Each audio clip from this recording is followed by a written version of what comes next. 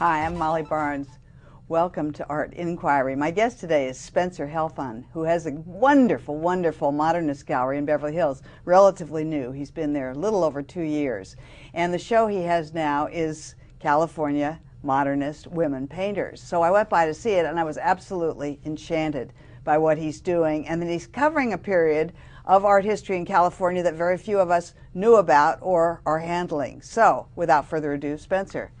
Thank you. Well, Spencer, I have a cookie here. I want you to open it. It'll guide our conversation. Let's see what it says. let's see what our fortune is.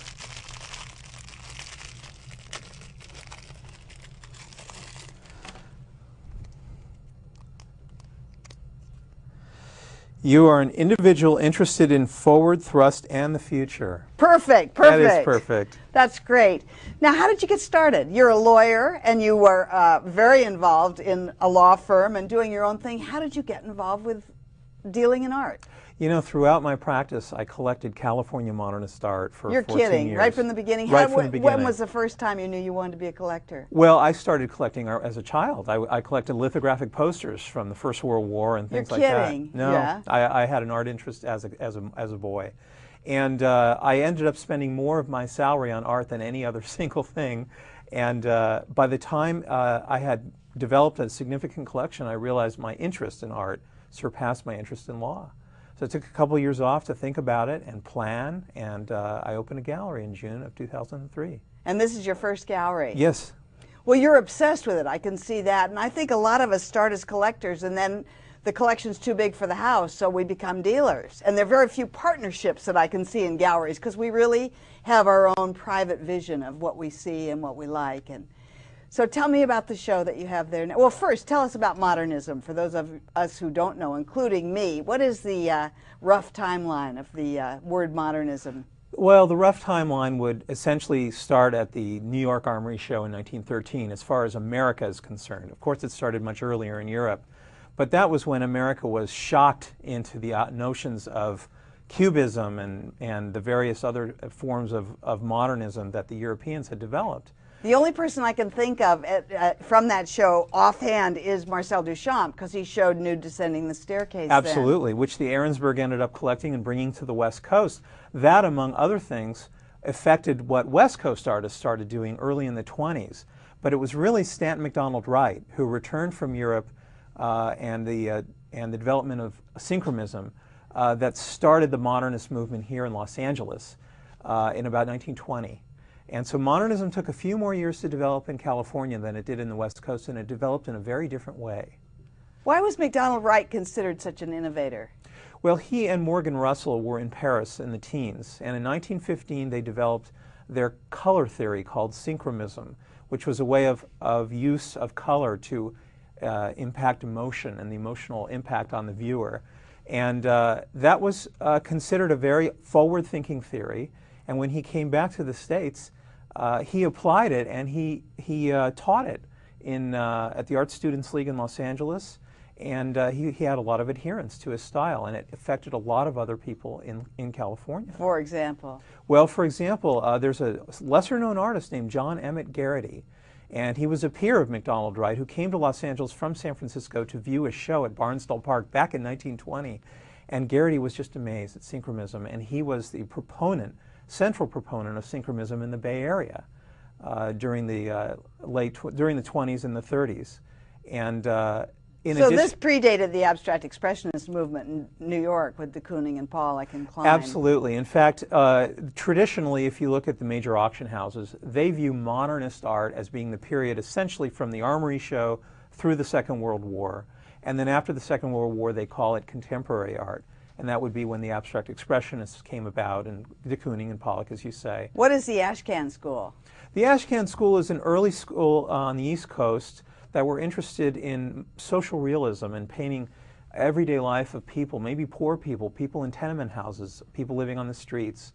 And they had an important impact because we weren't showing that kind of art in our museums. That was considered actually ahead of their time because it was so difficult for people to see and confront.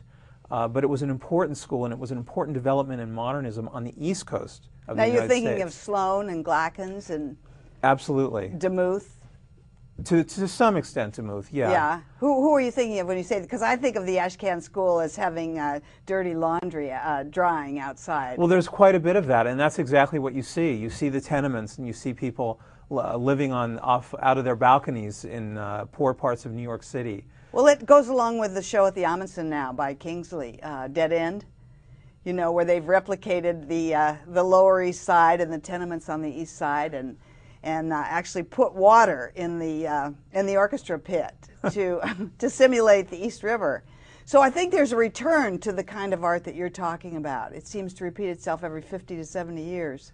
I think there's some truth to that. That's absolutely right. But the East Coast artists did something very different than the West Coast artists did.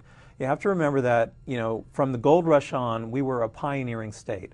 And whether it was men or women, there was a different attitude in California than there was on the East Coast. Which is? Well, on the East Coast, you had a small group of modernists who became very well known early on, the Stieglitz group, Marsden Hartley, to some extent Georgia O'Keeffe, and artists of that caliber. But usually you don't hear of women as being modernists and popular during their day on the East Coast. Whereas on the West Coast, you have this pioneering spirit. It's a new state, it's a new place, and it's a place where you can experiment. And a good example is Elise. She went by Elise. She married several times. She was 6 foot tall. In the early 20s, she sported purple hair. And she created some genuinely abstract paintings that were based somewhat on Kandinsky. The Ahrensbergs had brought Kandinsky paintings to California through Galkashire. And the influence on Elise and other artists was very great, including New Descending the Staircase, as you mentioned. And women were more allowed to flourish because of the way the state developed as a more pioneering place, an open place, a more liberal place. One of the women I saw in your show, I can't remember her name, was the president of the Sierra Club for many years. Absolutely. Marion Parsons is an interesting person because she was an outdoors woman. She lived in San Francisco. She was raised there, but she spent a lot of her time in Yosemite. And she spent about 25 years as the head of the Sierra Club. And it was only after she retired from that she began painting. You're kidding. How old was she? At that point, she was in her 50s. Yeah. And she decided that she wanted to paint images of homes and buildings of California that might be lost to destruction. And she published a book to that effect with a lot of her paintings pictured in the book. She was an important lady and a real iconoclast. Spencer, when I was in college, I went to Berkeley, and fathers were very loath to pay for their daughters to go to art school. One of the people you show, Helen Lundeberg, was a society kind of ladies who lunch lady, and her family did not want to help her out, and she did the thing they dreaded. She fell in love with her art teacher and married, and Lorser Feidelson is, of course, a legend, as is Helen, but that was rare. Do most of the artists that you show, do you find that they had that kind of conflict going to art school, or that they were very influenced by male teachers? To some extent, that's the case. Elise is an example where it wouldn't be the case. Belle Baranchano, who was a San Diego artist, was trained at the Art Institute of Chicago and was from Chicago. She came out to the West Coast to explore and to fall in love. And her father dragged her back to Chicago because she didn't like her lover. But Belle rebelled and in the end came to San Diego in 1933 and painted some wonderful modernist works of art. Other examples are like that. Who was the one that did the piece and you said Dago Rivera had been her teacher? Dorothy Puccinelli, an artist whose husband was also an artist and sculptor. She studied with Diego Rivera in Mexico for a time and created some monumental paintings in a monumental scale with true meaning and vision, and visceral meaning and importance. Other artists also studied with Diego Rivera, other women artists. It wasn't just Frida Kahlo, who you normally would associate with Diego Rivera. Now, wasn't she married to him twice? Yes, that's very true. She certainly was. And Diego Rivera had such an impact on California modernism as a whole, but also on California women modernists. It's very true. There was a woman modernist, for example, who painted in the Coit Tower murals at Maxine Albro. And Maxine was influenced by Diego Rivera, and her murals reflect that influence. You've talked about you're leaving tonight to go to Sebastopol to actually get the estate of someone. What was the story there? Wasn't he in charge of murals in Coit Tower and some of the West Coast public buildings? Absolutely. This is Victor Arnatov. And Victor Arnatov was an emigre from Russia. And he came over with his family, as so many artists did in California. We remember we're all immigrants from somewhere at some point. And he became head of the Coit Tower Mural Project in 1934 and had a lot to do with the direction in which the painters took their murals. And some of the murals had very leftist intent. And in fact, one of the muralists, Clifford White, painted a hammer and sickle. And because of that, the Coit Tower was closed down by the government and not allowed to open until that was removed. You're kidding. No, and in fact the artists rebelled. They tried to do a sit-in to prevent that from happening, but they had to overpaint that, but there still are so many other leftist messages in the murals as a result of Arnatov's leftist leanings and some of the artists like Bernard Zackheim's leftist leanings and John Langley Howard and so forth. And where did they paint? Where would I see Howard's work? John Langley Howard and Bernard Zackheim both were Coit Tower muralists. And Bernard Zackheim was a very prolific muralist. He painted a large mural of the history of medicine in California at UC San Francisco, and several other murals as well. And they snuck in their political thinking. I love that. They did. They absolutely Somebody should did. curate a show on that. Now, you and I both know June Wayne, who has come a little after the women that you're showing now. But she said that at the time of the McCarthy hearings, there was an equally rabid group that was against contemporary art, and that somebody painted a sickle and was actually taken to jail. And her way around that was to find people, conservative people like Otis and Missy Chandler, who she taught to appreciate art so that when the sickle came toward her from the right wing, she had some good support. Richard Sherwood and his wife actually were behind her, so she didn't fall into this. She said it was just shocking the way artists were treated. Tell me some of the other artists in your group today, the women who are showing there. One of the important artists in our show is Mabel Alvarez. Mabel Alvarez was also sort of an iconoclast. She started out as a traditional Impressionist painter. She went to New York in the mid-20s and looked at the Dadaism and looked at the Surrealism and the Cubism, and she was shocked and didn't like it. But she came back to Los Angeles, and it forced her to experiment in her own paintings and also in her own life. She studied theosophy.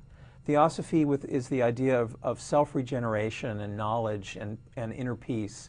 And she painted some wonderful paintings that reflected her belief in theosophy. And she became more and more modernist as the time went on. Stanton MacDonald Wright had an influence on her and was a very close friend of hers. And her paintings are just beautiful reflections of an independent woman, a woman of means. She didn't need to earn money by her painting, and she never married. Of an independent woman and her experimentation in painting. Really wonderful. Now, another really important woman is Dora Bothwell.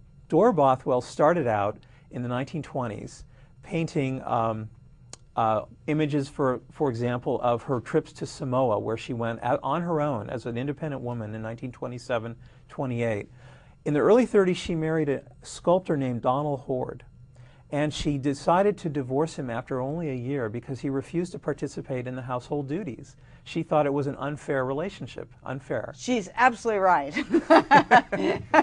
Well, and from that point on, she never married again, and she ended up painting some of the most important surrealist paintings that ever came out of California.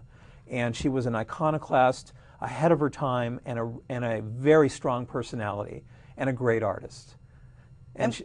What about Oldfield? That's a very sad example. Otis Oldfield was one of the most important California modernists from his day through today. Most people know about him. He's in major museums across the country and especially in California. His wife, Helen, who he married when she was his student, painted as well. And she learned from Otis. And during Otis's life, it was Helen's decision and Otis's that only one artist in the family would become famous. And she did not want to compete with her husband. Oh my. So she painted through the 20s, late 20s, and the 30s, and the 40s, and the 50s. And not until her husband passed away in the late 60s did she finally begin to exhibit her work. And finally today, it's coming into its own, and we're exhibiting it at our gallery. Lee Krasner was married to Jackson Pollock, and he had a huge studio in the back of their house in Springs, and she had a little upstairs bedroom, and she never wanted to compete. And it turned out she had had a husband before Jackson, the same story, but finally when Jackson died, she came into her own as a painter. And I felt that a lot of people felt that they couldn't be artists while their husbands were alive. Today that's all changed. I mean, in my generation, if you wanted to visit a male artist, like let's say Peter Plagans, you'd have to go through and see his then wife's work before you were allowed in to see the man. Today women I don't think there's that competition. I think women are just accepted. You know, and at the time when I came in, DJ Hall had to change her name to DJ, not Debbie, so that she could be shown in serious shows. Yeah, that's a tragic scenario. And in fact, obviously that did happen in the 20s, 30s, and 40s, which is you know, the period that I'm interested in. But there are other women that were more willing to take their independence into their own hands. A good example is Carolyn Lloyd. Born in 1875, around the turn of the century, she married a very wealthy Pasadena lawyer. She raised a family, and in 1925 she told her family, I want to become an artist, and I'm going to Paris. And she went to Paris on her own and studied with some important artists, came back to Los Angeles and became a sculptress, creating... Did she stay married? Did the family stay together? Stayed married, creating some beautiful bronzes. She passed away in 1945, but she did some wonderful work, some of which was given to the city of Los Angeles. She didn't need to make money from her art, and some of which is still extant today in MacArthur Park. Somebody asked Elaine de Kooning once, what do you suggest to women artists? And she said, marry well. So in this case, it did pay off because she had a good sponsor. Absolutely. Well, how did you get this group together? How did you find these people? You have 35 artists in the show. 35 artists and over 55 works. It took a little over a year because some of these artists are obscure. They were highly exhibited in their day, highly regarded in their day. Where did they show? What gallery was showing these? They would have showed, for example, at the LA County Museum of Art or its predecessor. They would have shown at the Pasadena Museum of Art. They might have shown in San Francisco at the San Francisco Art Association and smaller arenas as well. But what would have happened is their descendants might not have appreciated their art because perhaps it was their mother or there was a woman. In addition to that, because of the war and the world conflagration and what ended up happening with art afterwards, some of these people were obscured by later currents of art. The abstract what do you mean? What happened after the war? Well, art changed in a great way, and the taste of the nation changed. And when the abstract expressionists came into being, it eclipsed a lot of interest in the early modernists who actually preceded them and helped them come into being. And the eclipse of that interest is what I'm passionate about because I want to recreate and re-engender interest in these artists. And that's what I do. Isn't that fabulous? Well, anyway, how did you find these people? How did you get them together? Were they in estates? I mean, how did you find Alvarez? Alvarez, you know, what I did was I went looking all over the state for good pieces of art. I helped the Alvarez estate with some of the pieces, but one of the pieces in the show came out of a private collection that it's been in for 20 or 30 years, and no one would otherwise see it if I wasn't able to find it. Other pieces came out of homes, of garages, of attics, with spider webs and cobwebs on them that had to be cleaned and reframed. Some of the paintings were actually framed in original door frames, because in the Depression they didn't have money for real frames. And the door frames we would use, again, we would reassemble the edges and perhaps gild them or not, to have the original frames on the paintings. But we hunted all over the state because we wanted a representation of art from all the way from San Diego up to Tuolumne County. I mean, we wanted the entire state represented. That's fantastic. I recently curated a show in Los Angeles at the Los Angeles Art Association. They were celebrating 80 years in business and supporting young artists. So I picked what I felt were my 25 favorites who had shown there.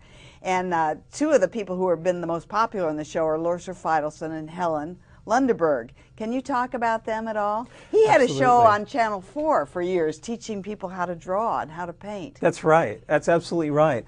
Helen started studying art at the Stickney School in 1930. Where was that? That was in Pasadena, where Lilian was teaching. At the time, Lilian was married. Oh, I didn't know that. But he ended up divorcing and marrying Helen.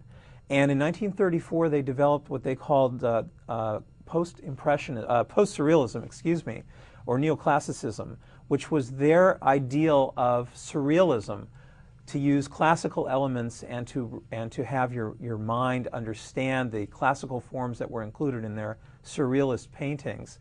They were a team, and they worked wonderfully together, and their artwork is some of the best artwork that has come out of California ever.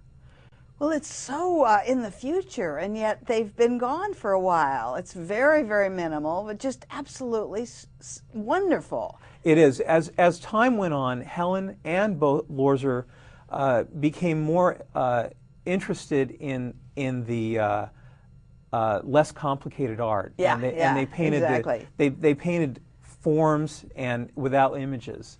Instead of post-surrealism, they were moving into an area where the artwork was far less complicated, but at the same time very interesting, and with clear lines and spaces. So you had to look at the painting and kind of decide which space, which way it went. It was negative and positive negative space. and positive space. It was fascinating work, and it stands the test of time. I had a gallery for years on La Cienega, and I used to walk up to the LA Art Association and hear Lilian arguing with Stephen Longstreet, who was a writer and also a painter, and they would just fight and yell and scream about art. And I thought, this is a great vehicle to get all your energy out. And then Helen would come in, and she was just a lady, a real Pasadena lady. Yes, that's absolutely true. She was until the end. She was a wonderful woman. What's your next vision? What do you see in the future for yourself and for your gallery?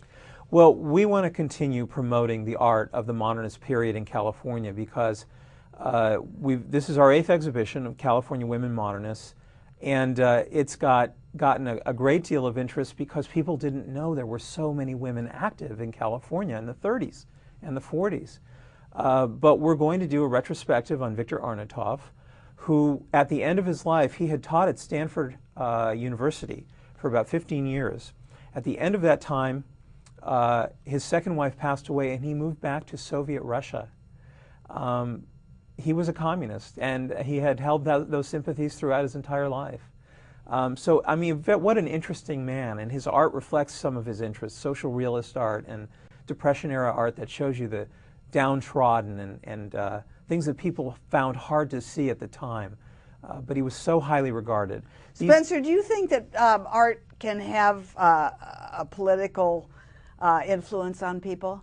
Absolutely. The social realists in the 1930s, both on the West Coast and on the East Coast, had a huge influence because people were not used to seeing the downtrodden. They weren't used to seeing poor people. They weren't used to seeing people living on the street.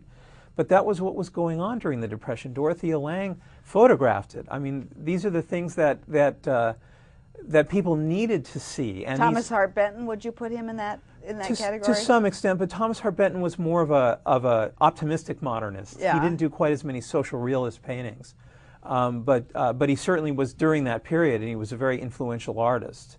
And it's just like you asked earlier about the Ashcan School. I mean, they were portraying a type of society that real society didn't want to know about, didn't want to acknowledge or recognize. Considered ugly. That's right. In your gallery, I saw a small piece on the floor that looked like something from On the Waterfront, the film that is now being revived 50 years later by people like Leo Brody. What was that? That was a gouache painting by Dor Bothwell. She was such a great artist that she could paint abstract or she could paint very tightly detailed paintings. And this was a painting of a shoreman taking fish off of the boat. And there were many paintings in San Francisco like that during the 30s because these were workers. These were people actually engaged in their profession, and people would paint them, and they are excellent reminders of what went on in the past. Yeah. And who is the painter that I like so much in your gallery that it looks like this flower arrangement? Right when you walk in, it's on the right. It's a painting of flowers. Oh, well, right when you walk in is Mabel Alvarez. Yeah. Right, and that is her theosophical essay, her belief in... With the flower arrangement. It looks very much like this. On the right. Maybe it's on the left when you first walk in. It's the first piece when you come into your gallery. Yeah. Other than Mabel, I'm sorry, I can't recall. Oh, when you go back, you'll see it today. If you could own one piece of art today, regardless of price, by somebody living or dead, what would it be? Most likely, one of the artists of greatest impact on me was Modigliani. Really? Yeah. And why? He's sort of out of fashion right now. Well, he's out of fashion other than his prices at auction. But my God. You're absolutely, you're right to a certain extent, but his vision, he died at such a young age, but his vision was so great, and his expression of modernism was so ahead of all of his peers, and it had such an impact on when it ended up coming to the East Coast and ultimately to the West Coast. And I think that he is a real forerunner of what we see in my gallery and other modernist galleries. I think that's just amazing. And if you could own something in your gallery today, I guess most of the works you do own they're on consignment, what would it be? A couple of different things. One would be Helen Lundeberg painted the most beautiful portrait of her sister called Portrait of Inez from 1933. It's just wonderful. It's absolutely, you can look at that. People who come to the gallery can't stop staring at it. She looks so much like Helen, too. She does. And she had a great relationship with her, which differs with Mabel Alvarez. There's a portrait of Mabel Alvarez's sister in the show called Reverie. Mabel and her sister were fighting like cats and dogs. They never got along. Thank you. I just cannot thank you for coming today. I was really thrilled to be able to see you, see your gallery, and enjoy you, Spencer. Art is not for everyone. It never has been, it never will be. But for those of you who love it like we do, we want to turn you on. I'm Molly Barnes. Thank you for watching.